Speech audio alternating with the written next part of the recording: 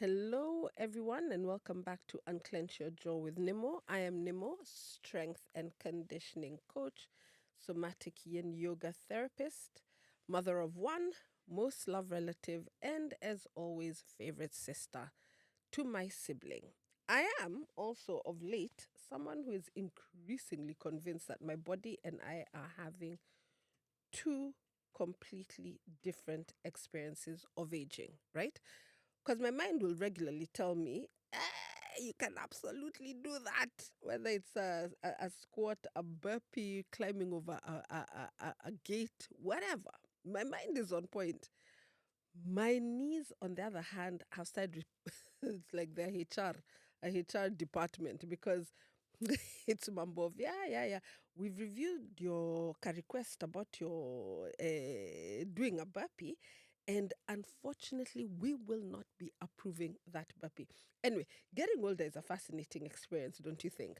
1 minute you're confidently telling younger people to stretch before an exercise, and the next you're pulling a muscle because you sneezed with too much enthusiasm. Jana, I was working out.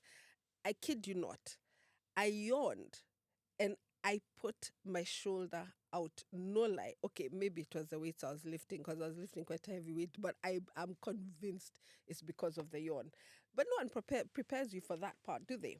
Anyway, welcome to Unclench Your Jaw with Nemo, a podcast for your nervous system, a place where we become a little less interested in judging ourselves and a lot more interested in understanding ourselves. Together, we will explore attachment, trauma, relationships, parenting, healing, resilience, and all the wonderfully complicated ways our past quietly influences our present. Anyway, before we begin, I'd like to invite you to check in with yourself. Take a slow breath in, and through your mouth, let it go slowly. Notice your shoulders. Have they been trying to become earrings all day? If they have, just let them drop a little. Notice your breathing. No need to change it. Just notice it. And while you're there, check in with your jaw. If it's clenched, unclench your jaw. See if you can soften it even slightly. It's amazing how often we carry tension in places we've completely stopped noticing. Our bodies become so accustomed to bracing that holding on just starts to feel normal. Sometimes we don't even realize we've been clenching until someone gently reminds us that we don't have to. Now, today's episode is called The Adult in the Child's Body. I have a feeling this episode might make some of you laugh in recognition, and others might quietly whisper, okay, that explains a few things. Now, have you ever had a reaction that completely baffled you? Perhaps your partner said, hey, can we talk later? That one just really sets off people. And for the next 3 hours, your brain it's already planned the end of the relationship, divided the furniture, and decided which mutual friends we're going to keep and which ones can go to the partner. Or maybe your boss sends you a message saying, please pop into my office when you have a minute. I need to talk to you. And already you're mentally updating your CV, despite the fact that yesterday they told you what a brilliant job you are doing. I'm a pengine, someone doesn't reply to your message for a day. And before you know it, you've concluded that either you've offended them, they've completely gone off you, and you'll probably never recover from the embarrassment of existing, right? If you're laughing, it's probably because you've done something similar. I know I have. One of the strangest things about being human is that we can be incredibly wise about other people's behavior while being completely bewildered by our own. We can comfort a friend by saying, I'm sure that's not what they meant, and then spend the next 6 hours convincing ourselves that one slightly unusual full stop in a text message is undeniable evidence that we've ruined a perfectly good friendship or relationship. We often call this overthinking. Sometimes we call it being too sensitive. Sometimes people tell us we're overreacting. But I wonder if those explanations don't quite go far enough. What if the question isn't, why am I overreacting? What if the better question is, who inside me is reacting? Because I don't believe every part of us experiences the present in the same way. Our passport might say we're 38, 52, 65, whatever. But every now and then, something happens that makes us feel much younger. It could be a look, a tone of voice, it could be a criticism from someone, it could be someone walking away from us, or being ignored, or feeling left out. Suddenly, the intensity of our reaction seems completely out of proportion to what's actually happened. We tell ourselves to calm down, be rational, stop taking things so personally. Sometimes that works. Quite often, it doesn't. And perhaps that's because the part of us that's reacting isn't responding to today alone. Perhaps it's responding to yesterday, or 20 years ago, or 40, right? You see, I don't think growing older automatically means every part of us grows up at the same time. Yeah. Our bodies grow, our responsibilities grow, our calendars certainly grow, but some parts of our nervous system remain exquisitely sensitive to experiences that shaped us long before we had the words to understand them. Today, I'd like us to explore that together. Not because I want us to blame our childhoods for everything that goes wrong in adulthood. Life is so much more nuanced than that, huh? And not because I believe we're destined to repeat our past forever. Quite the opposite. I actually think understanding ourselves gives us more freedom, not less.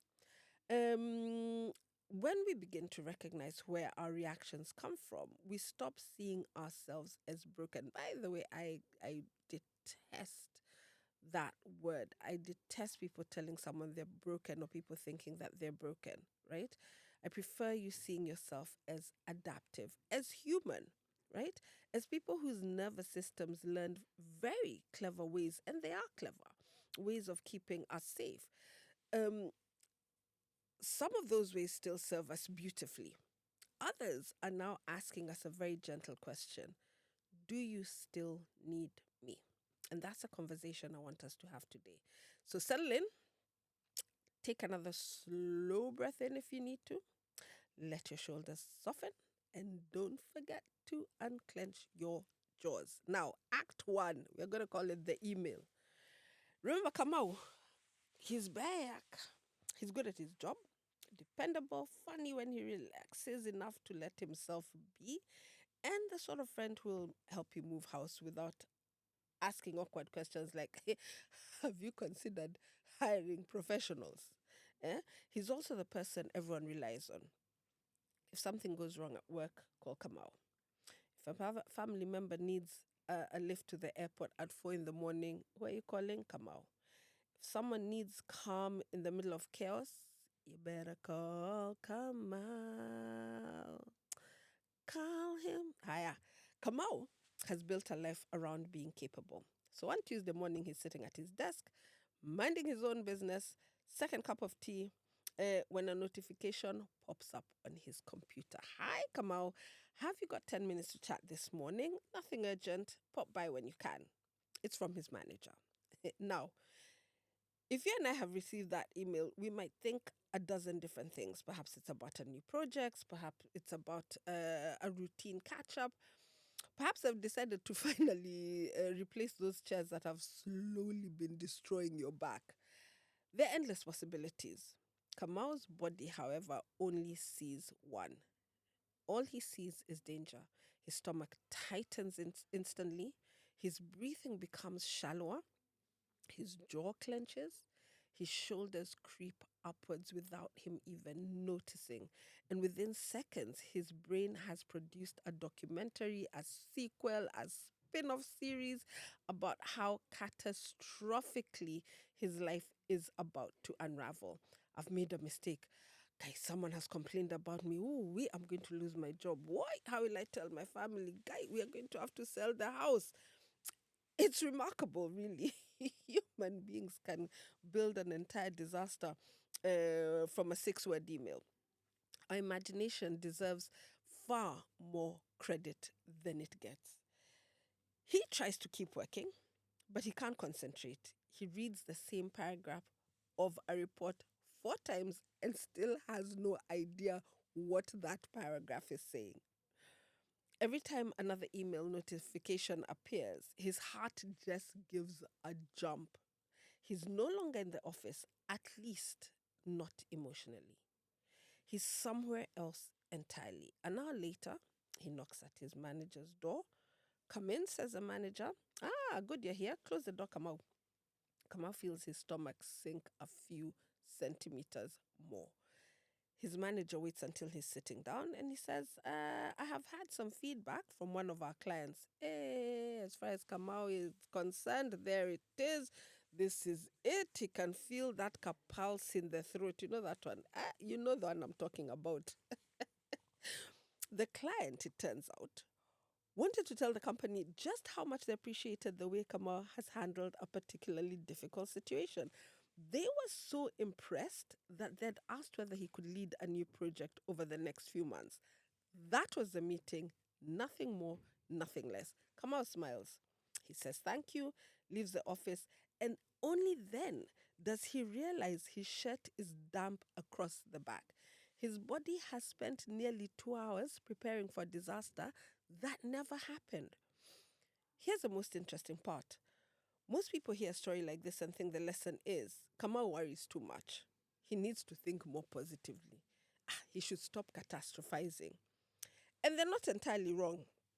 They're just incomplete because telling him not to worry is a bit like telling someone with hiccups to stop hiccuping. Talking about hiccups.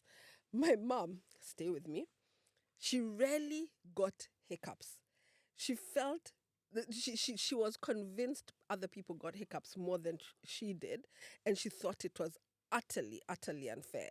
So when she'd get hiccups, she would wish, she'd sit there quietly wishing for them to keep going on. I still don't understand that. Anyway, back to Kamau. So the worries, he's too much, more positive thinking, and so on is technically excellent advice. It's just not terribly useful.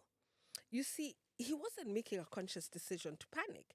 He didn't wake up that morning thinking, I'd quite like to imagine losing my livelihood before lunch today. His body reacted long before his logical mind had a chance to weigh in. By the time his thinking brain caught up, his nervous system had already pressed every alarm button it could find. And I think that's something many of us misunderstand about ourselves. We assume our emotions begin with thoughts. I thought something frightening, so I became anxious.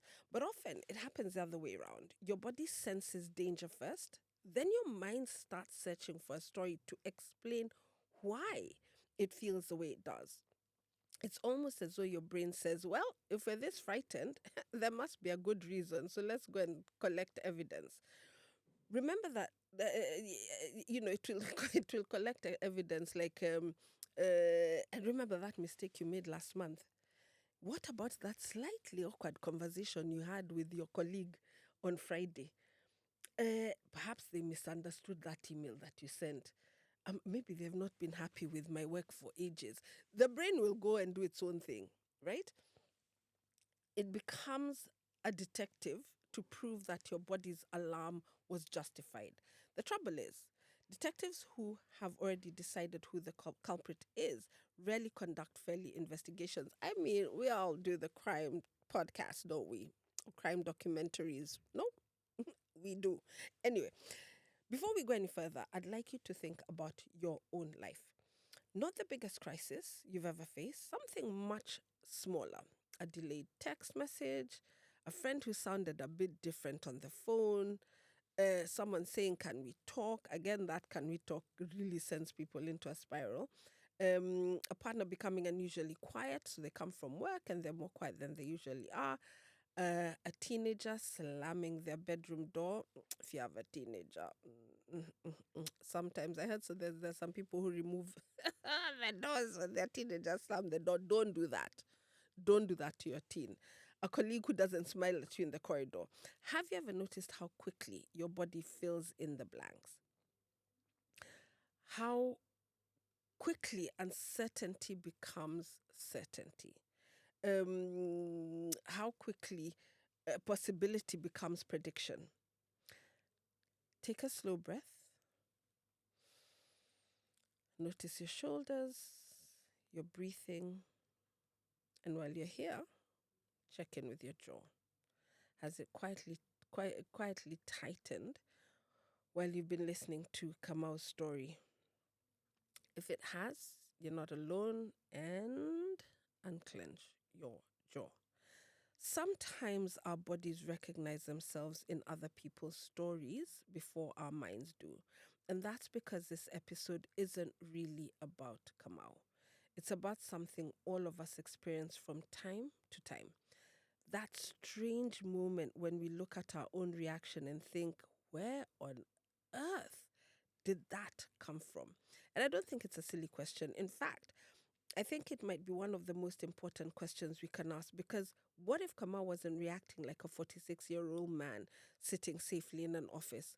What if, just for a few moments, his nervous system believed it was somewhere much older and someone much younger?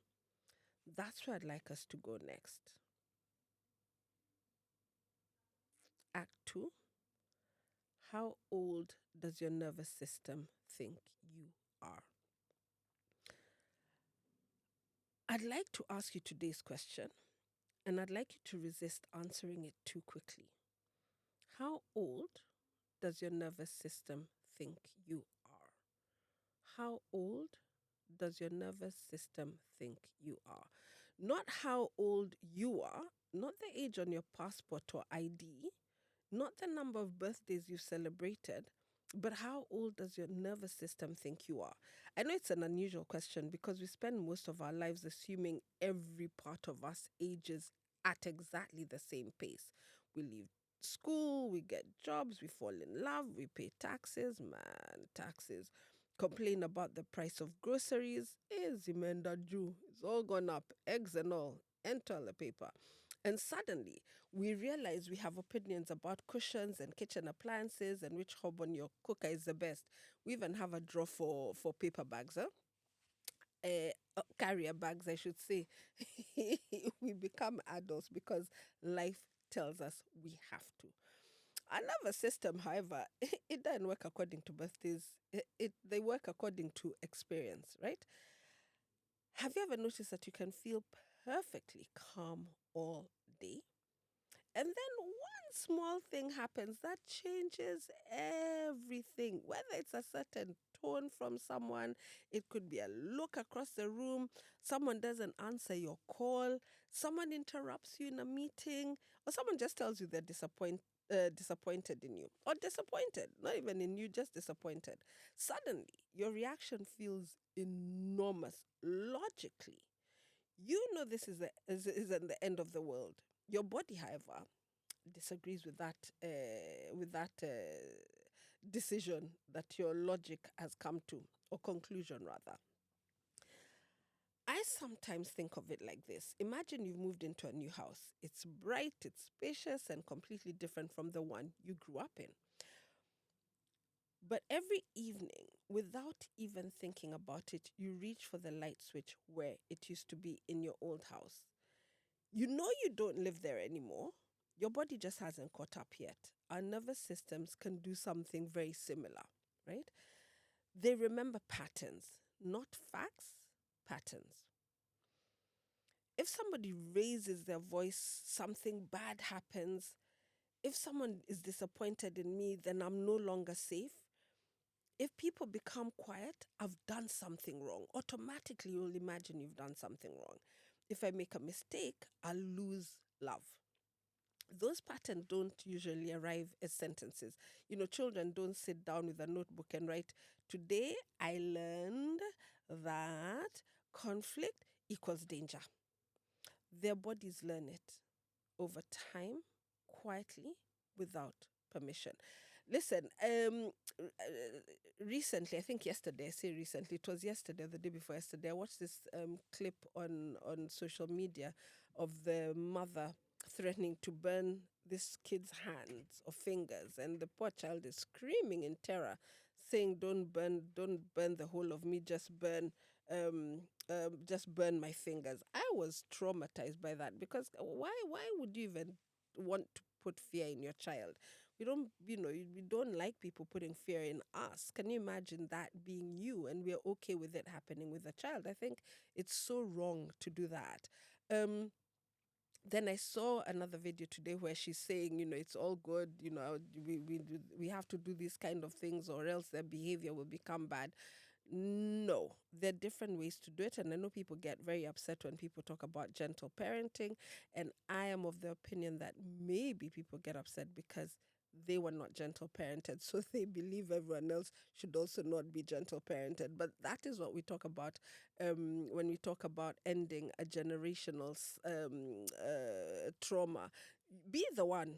Be the one not to let your child be scared how you are scared of your parents, or be anxious when your parent is around. Be the one who breaks that knee. Anyway, like I said, the child doesn't sit down with a notebook and write today, at I learned conflict equals danger. Their bodies learn it quietly over time and without permission. And I want you to hear that. The child's body learns it over time, quietly, and without permission. And because these lessons are learned through experience, they often remain long enough after the circumstances have changed.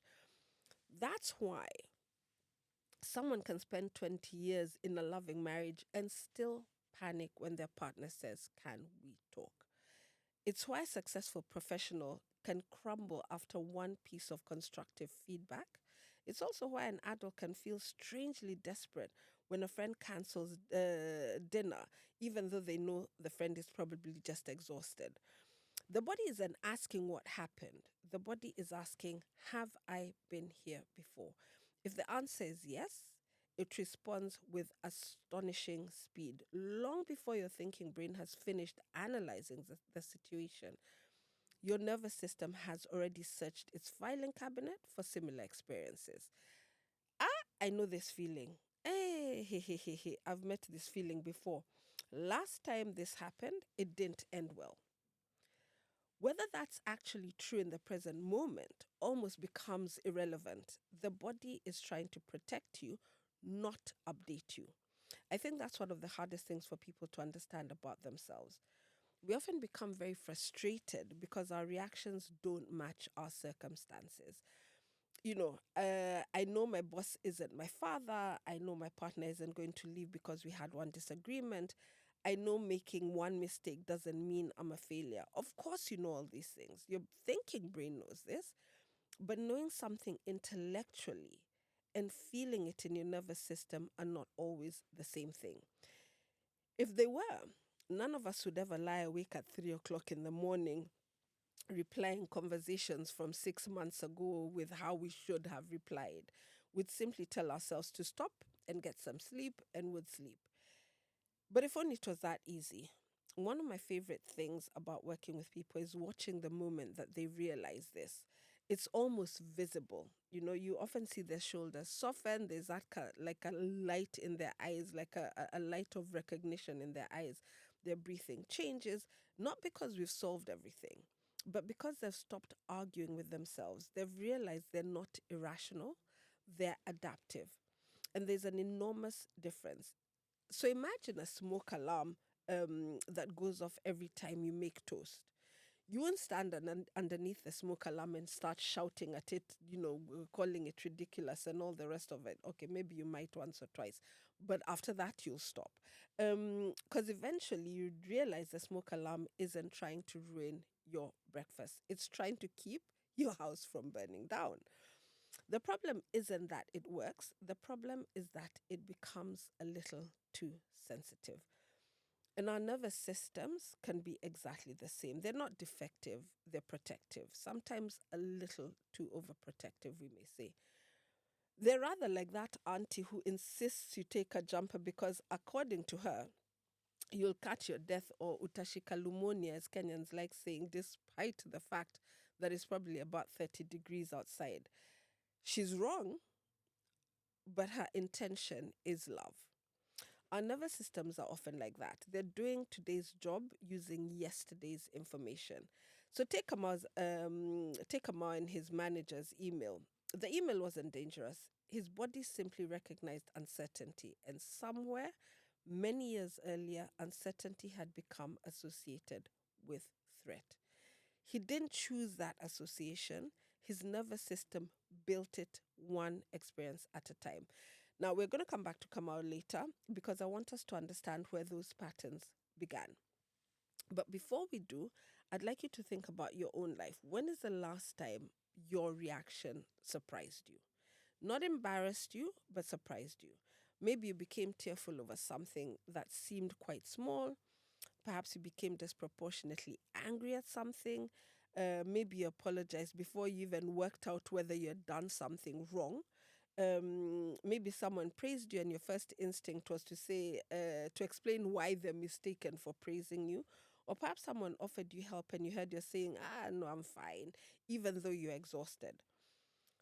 Those moments are worth becoming curious about, not because they prove something is wrong with you, but because they might be introducing you to a younger part of yourself that has been trying for years to keep you safe. Take another slow breath and let it out gently. Notice your shoulders, notice your breathing even, and just check in with your jaw. If it's tightened, let it soften. We're not trying to force relaxation. We're simply reminding the body that right here, in this moment, you're safe enough to let go of a little tension. Because in the next part of our conversation, I'd like us to go back many years before that email arrived in Kamau's inbox. I'd like to introduce you to a little boy who discovered long before he had the words to explain it, that mistakes come at a cost.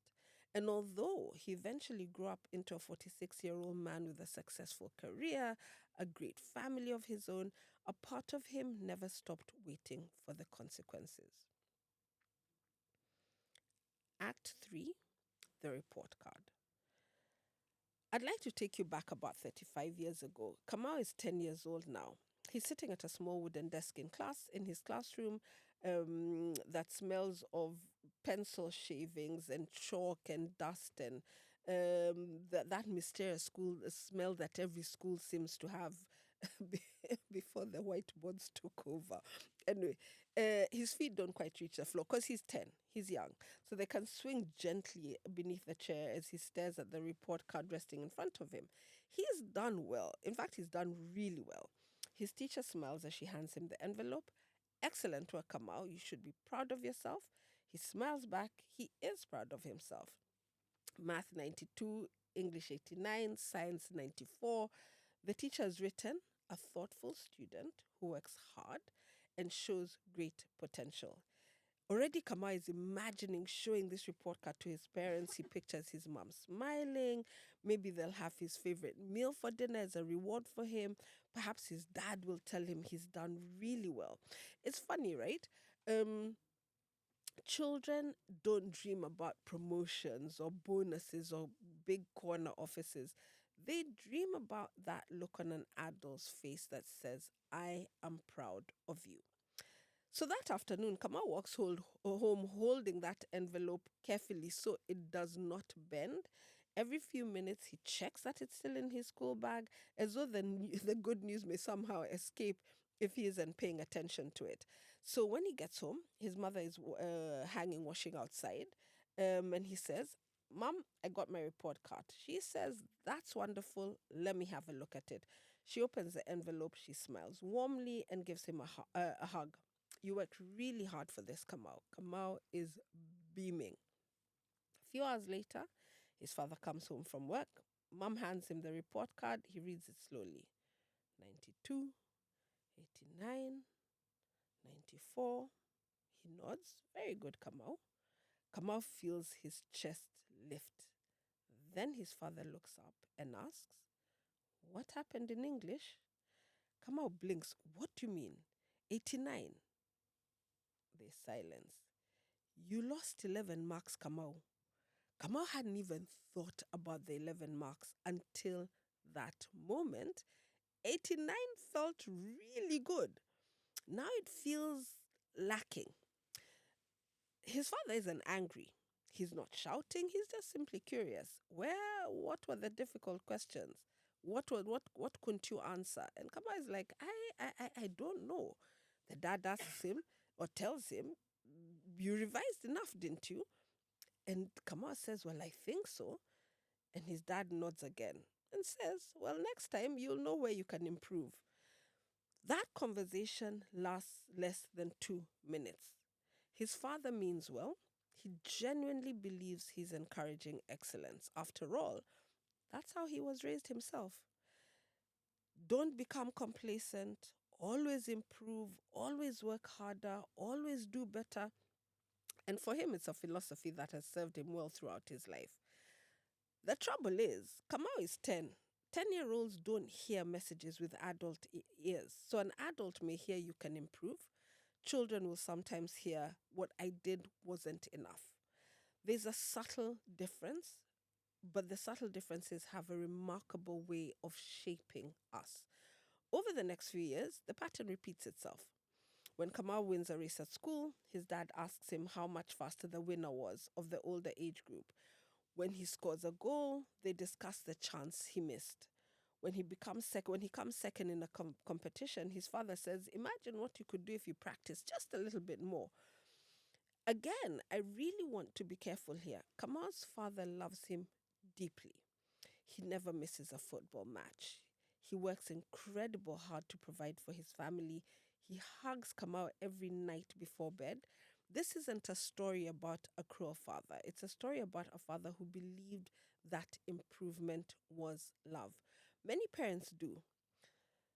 They believe that they're preparing their children for the real world, teaching resilience, building discipline, having them reach their potential. And often they are. But children don't only learn from what we intend, they learn from what they experience. So Kamaha doesn't consciously decide that mistakes are dangerous. He doesn't sit down one Saturday morning and make his life plan that says, "From today, here on in, henceforth, I shall attach my worth to my performance." It happens much more quietly than that. His nervous system begins to notice patterns.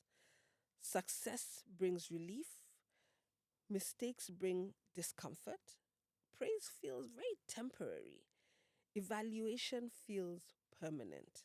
And over time, achievement stops being something that feels satisfying. It becomes something that feels necessary because necessary keeps you safe. By the time Kamal reaches secondary school, something has changed. He checks every piece of homework 3 times before handing it in. If he forgets a book at home, he feels physically sick. If his teacher says, "Can I speak to you after class?" his stomach knots even before he knows why. Nobody taught him to react like this, but his body learned. Not through one dramatic event, but through hundreds of tiny moments that whispered the same message: don't get it wrong. And here's a fascinating thing: the nervous system doesn't distinguish particularly well between physical danger and relational danger. When we're children, relationships are survival. A child depends on adults for food, for shelter, protection, comfort, more importantly, connection. So when a relationship feels uncertain, even briefly, the body pays attention, very close attention. It starts asking questions like, how do I make sure this doesn't happen again? The answer for Kamau was simple: work harder, prepare more, make fewer mistakes, be better. If you're always good enough, perhaps you'll always be safe enough. But life has a habit of proving that, proving the impossible, right? No one gets everything right. No one avoids criticism for life. No one can perform perfectly every day. So adulthood becomes exhausting because the goalposts, they keep moving. You achieve one thing, and before you've even celebrated it, your nervous system is already scanning the next test, the next evaluation, the next opportunity to prove yourself. That's why 40 years later, a perfectly ordinary email from a manager could send Kamal's body into a panic. The email wasn't really about work, not to his nervous system anyway. It felt like another report card, another moment of waiting to discover whether he had done enough, whether he was enough. Let's unclench our jaws, notice our shoulders, our breathing. Has your jaw tightened while listening to Kamal's story? If it has, I wonder if you're recognizing something in his story. And perhaps your story isn't about report cards. Perhaps it was sports or music or always being the responsible one or growing up in a home where mistakes had consequences that felt much bigger than the mistake itself. The details are different, but the nervous system often asks the same questions. What do I need to do to stay safe? The answer we came up with as children may have been incredibly wise for that age. The question is it the is it still the answer that you need today? Because in the next part of our conversation, I'd like us to explore something that I think changes everything. What if Kamal's body wasn't broken? What if it was doing exactly what it had been trained to do? And if that's true, how do we teach it that the world has changed? Act 4, your nervous system isn't living in the past, it's protecting your future. I want to go back to something we often say to ourselves. I don't know why I reacted that way. I've heard this sentence 100 times in therapy, more than 100 times actually. Sometimes people say it with embarrassment, sometimes with fascination, sometimes with a little laugh because if they didn't laugh, they might cry. I know it doesn't make sense. I knew I was safe. I knew they weren't angry. I knew it wasn't a big deal. And every time I hear someone say, I knew, I find myself thinking the same thing. I believe you. I absolutely believe you. I don't think your problem is a lack of knowledge. I think it's that knowledge and safety are not exactly the same thing. Have you ever been on a flight where there's turbulence? The captain comes in over the intercom in the calmest voice imaginable. Ladies and gentlemen, we are just passing through a small patch of turbulence. There's absolutely nothing to worry about. I need to talk to my captain friends to find out exactly. They all seem to sound the same when they tell us about don't be worried about turbulence. Now, logically, that's reassuring. The captain, he knows more than we do. The guy has trained for years. And statistically, flying is one of the safest ways to travel. We all know this. And yet, until, no, and yet, half the passengers immediately grip the armrest as though they're personally holding the craft together so it doesn't fall down. Some people are suddenly very interested in praying. Others decide that now is a perfect moment to promise that they'll be nicer human beings if they survive. Your brain understands one thing, your body is preparing you for another. The information doesn't always arrive where it needs to, and that's because your nervous system isn't trying to win an argument.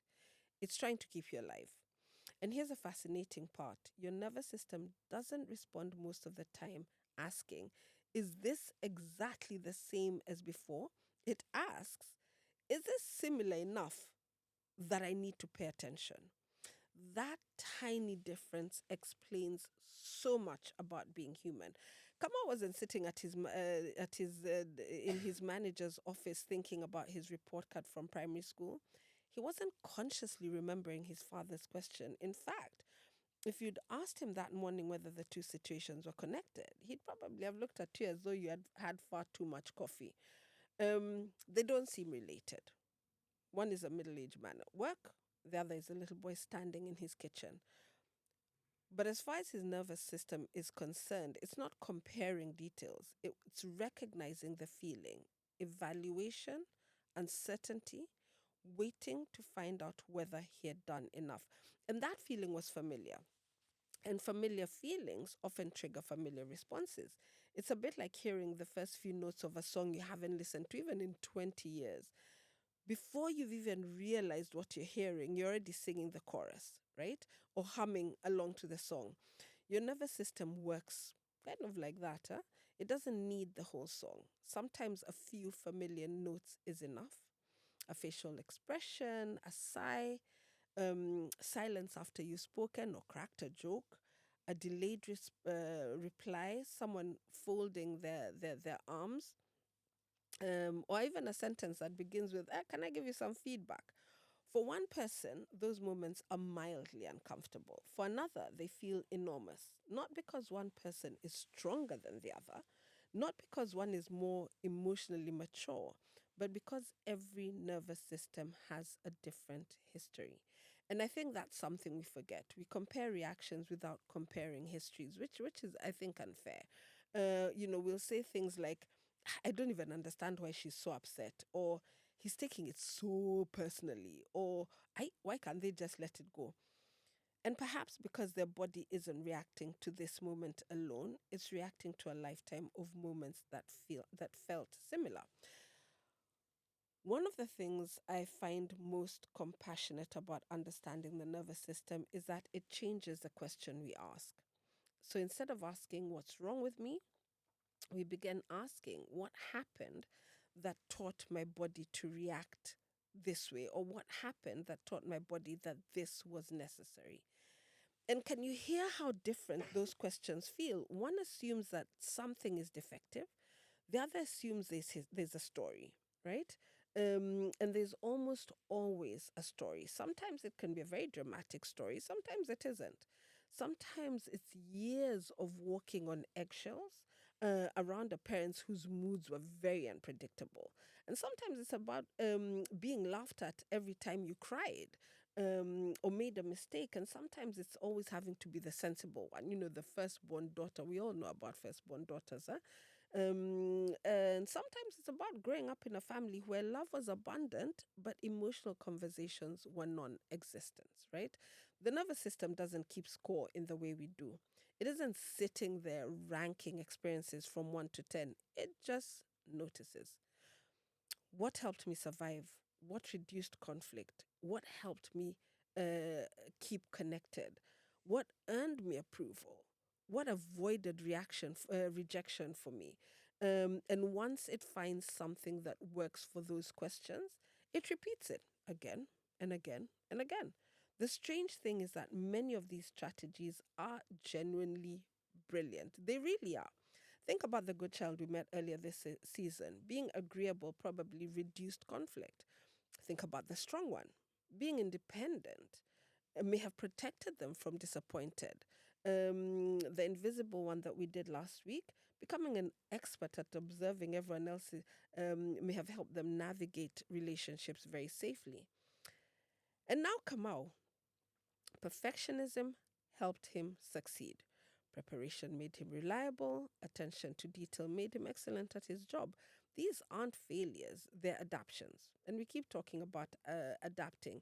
And so that's why I get a little uncomfortable when people talk about fixing themselves. What exactly are you trying to fix? The strategy that got you through childhood, why would you be trying to fix something that got you through childhood? I don't think it deserves condemnation, right? I think it actually deserves gratitude. Thank your younger self. I'm going to wait. Thank your younger self. Because it worked. It brought you this far. The difficulty is that what protects us at 10 doesn't always serve us at 50. Imagine wearing your favorite pair of school shoes today. You probably loved those shoes as you were growing up when you're in school. And they might have even carried you through some of the happiest years of your life. But if you tried squeezing into them now, they'd hurt.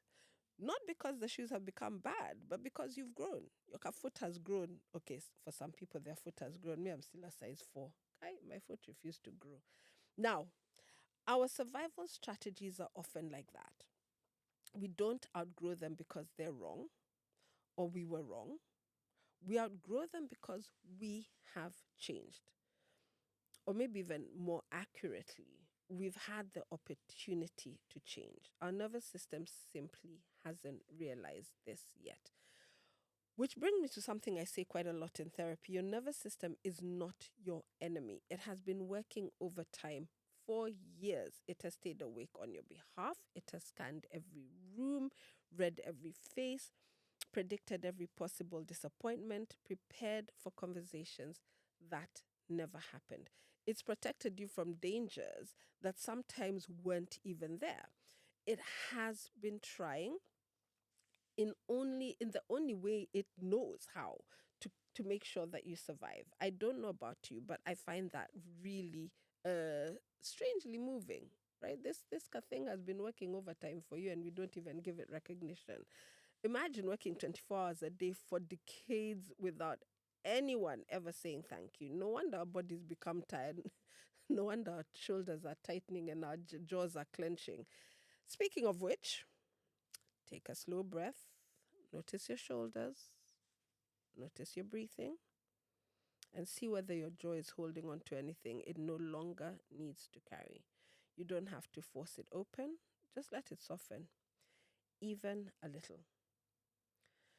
Because healing rarely begins with forcing, it usually begins with recognizing that your body has been trying to protect you, recognizing that your reactions make sense in the context of your story, and recognizing that perhaps, just perhaps, your nervous system is ready to learn something new. Because in the next part of our conversation, I'd like to tell you what happened when Kamau stopped asking, why am I like this? And started asking a much gentler question. What if my body is doing exactly what it learned to do? That question didn't solve everything overnight, but it changed everything that came after. Um, I, yeah, it changed everything that came after. Act 5, teaching an old alarm a new story. I'd like to tell you something that Kamal said a few weeks after we started working together. He smiled and said, I still panic, but now I panic with context. And I laughed, not because panic is funny, but because that sentence captured something incredibly important. So many of us believe healing never means never feeling anxious again, or never being triggered, or never overreacting, never having another difficult day. And if that's the goal, I have some very disappointing news for you. We are human. Our nervous systems are beautifully imperfect. Healing isn't the absence of activation, it's changing your relationship with activation. Think back to the email from Kamal's manager. A few months later, another one arrived. Hi, Kamal. Have you got a few minutes later today? He felt it immediately. His stomach tightened, his breathing became shallower, his shoulders rose and became earrings again, his jaw clenched. In other words, his body did exactly what it has always done. But this time, something else happened. Instead of believing the feeling, he became curious about it. He paused, he put both feet on the floor, he noticed his breathing, he looked out the window for a moment before returning his attention to the room around him. Then he quietly said to himself, this feels familiar. Not this is dangerous, just this feels familiar. Can you hear the difference? One sentence assumes the feeling is telling the truth, the other recognizes that feelings sometimes arrive carrying very old information. That tiny shift changed everything. And again, not because the anxiety disappeared because it didn't, but because he stopped arguing with it. He wasn't trying to force himself to calm down. He wasn't criticizing himself for being ridiculous. He wasn't telling himself to get over it. Instead, he became curious with, I wonder what my body thinks is happening. And that's a very different conversation. One of the things I often say in therapy is that your body is like a loyal old Askari. a security guard. Imagine someone who spent 30 years plus protecting the same building. Every unusual noise, every unfamiliar face, every unexpected movement, they investigate all of it. Then one day the building changes, new people arrive, the furniture moves, different routines begin. Would you expect that security guard to immediately relax? Probably not. They need time, they need reassurance, and they need evidence, right? So your nervous system is very much the same. It isn't stubborn, it's thorough. It wants to know what today's world is genuinely different before it stops using yesterday's survival strategies. And that's why healing is so repetitive. Sometimes people tell me, I thought I'd already dealt with this, and I'll always smile because healing isn't an exam you pass once. It's more like learning a new language. At first, you have to think about every word. And I don't know why I chose language because if you know me, you know I'm rubbish with languages, especially. I think the only language I can speak with full confidence is English. Any other language anyone has tried to teach me goes disastrously wrong. Guy, even English now, look at that. I'm saying I speak good English and then I immediately go and say long. Anyway, when you're learning a new language, you have to think about every word, right? And then eventually you speak without noticing. Safety works like that too. Your nervous system learns through repetition. Every time you experience disagreement without rejection, every time someone is disappointed without abandoning you, every time you make a mistake and discover the world did not end, every time you ask for help and someone responds with kindness, your body is busy collecting new evidence, not dramatic evidence, just ordinary evidence. And ordinary experiences repeated often enough become new patterns.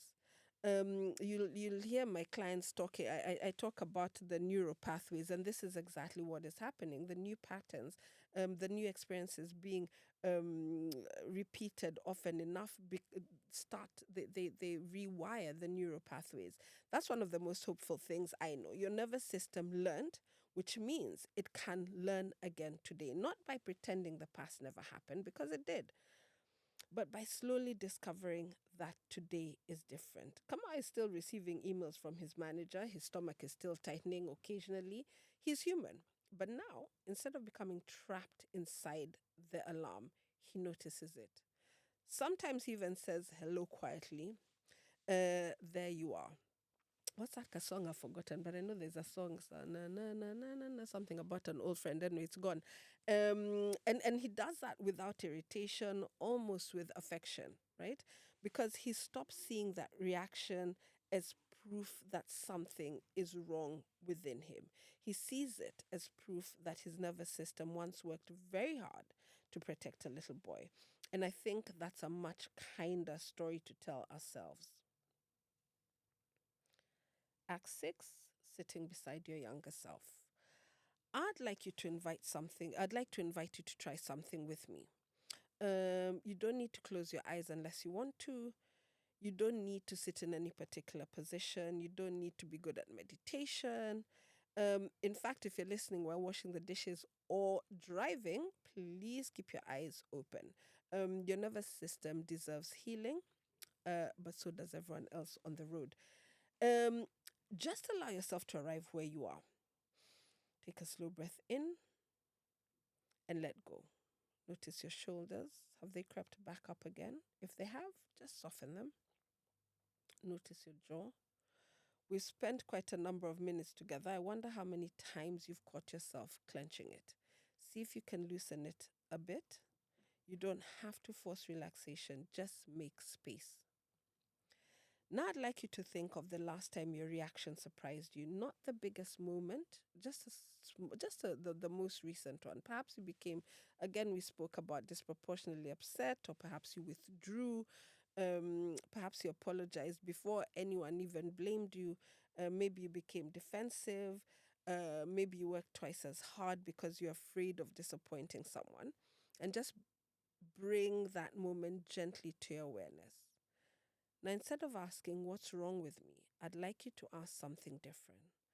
How old do I feel? Don't overthink it.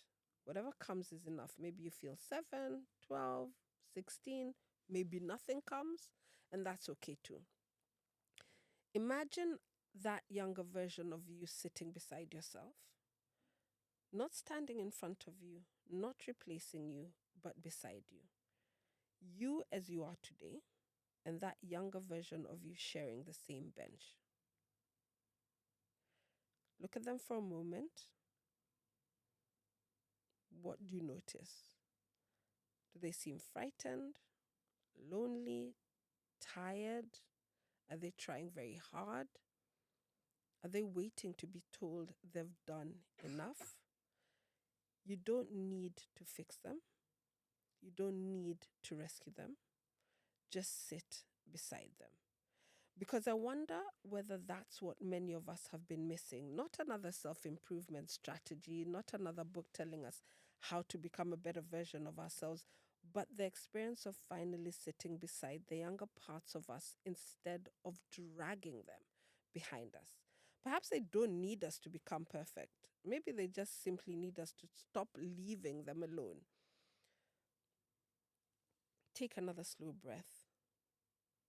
Notice your breathing and don't forget your jaw. Every time you notice your body with kindness instead of criticism, you're teaching your nervous system something new. You're saying, we're here now, we're not there anymore, and you don't have to protect me in quite the same way. That's not a conversation you have just once, it's one you have over and over again, quietly, patiently, and most importantly, compassionately. Just as your nervous system learned through repetition, it also heals through repetition. Act 7. Growing older is inevitable. Growing kinder to yourself is a choice. I want to leave you with one final thought. When we talk about healing, I think many of us imagine becoming someone different. We imagine waking up one morning completely unbothered by criticism, never feeling anxious again, never doubting ourselves again, never getting triggered, and never overthinking a text message, right? If that's your picture of healing, I'd like to gently offer another one. I don't think healing is becoming a different person. I think it's becoming a safer person to yourself. For years, Kamau believed his nervous system was working against him. He saw his anxiety as weakness, his perfectionism as a flaw, his constant vigilance as something that needed fixing. So every time he became anxious, he criticized himself. He criticized himself consistently. Ah, you're doing it again. You're being ridiculous. Ah, Kamau, just grow up. You're 46, not 2 years old. But here's a question I'd like to ask. If part of him genuinely felt 10 years old in those moments, how helpful was it to tell that part to grow up? Imagine walking into a primary school classroom and finding a little boy sitting alone at his desk and he's frightened. He's convinced he's about to disappoint someone. His stomach is in knots. Would you walk over to him and say, honestly, this is embarrassing. You're overreacting. Sort yourself out. Of course you wouldn't. Hopefully, you'd kneel beside him, slow and lower your voice. You'd help him breathe. You'd remind him that he wasn't alone. So, why is it that we speak so differently to ourselves? Somewhere along the way, we began believing that criticism creates change.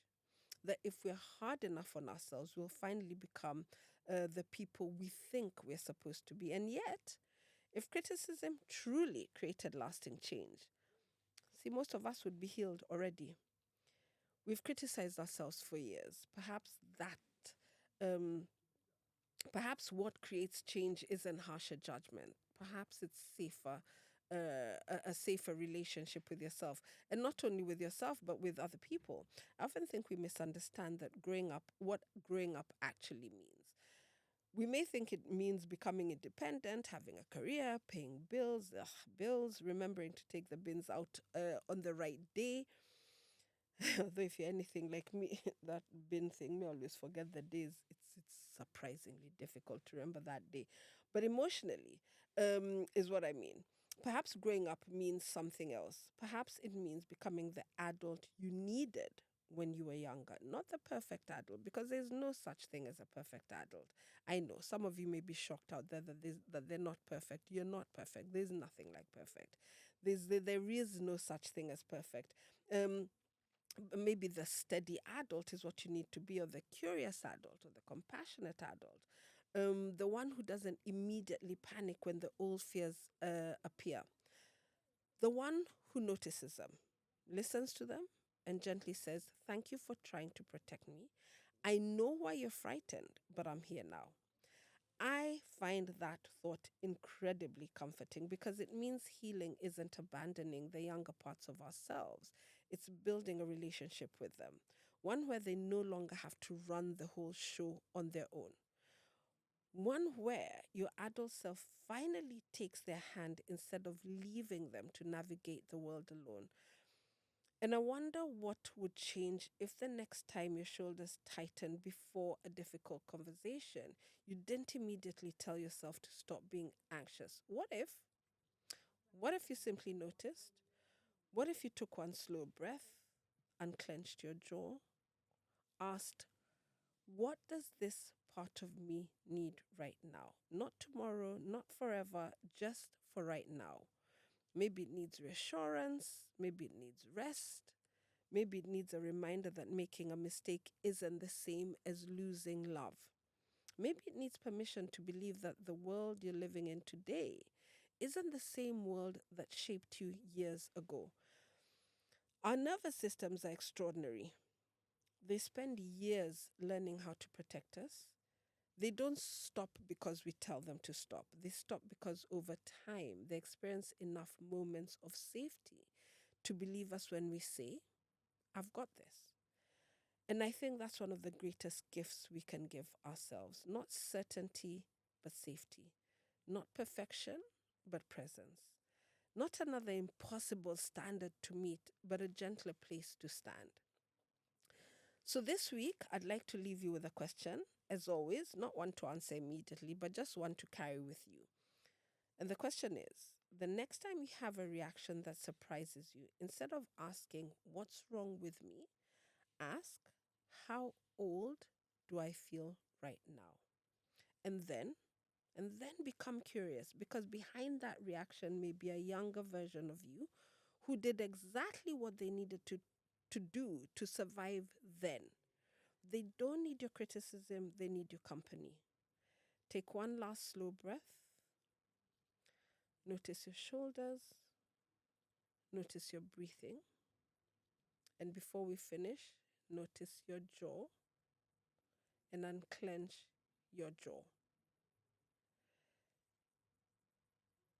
Remember, just keep breathing, keep noticing your breath, keep noticing your shoulders, keep unclenching your jaw, and one day your body begins to believe what your mind has been trying to tell it all along, that you are here, that you're safe enough, and that you no longer have to carry yesterday quite so tightly. So less judgment, more curiosity. Thank you, as always, for spending this time with me today. If this episode resonated with you, I'd love for you to share it with someone who might need to hear it, or with someone who might not, but may enjoy it. My witty sense of humor. Sometimes the greatest gift we can offer another person isn't advice, it's helping them feel a little less alone. I'm Nimo, and this has been Unclench Your Jaw with Nimo, which is a podcast for your nervous system, rather. Until next time, be gentle with yourself and do not forget to unclench your jaw. Asante.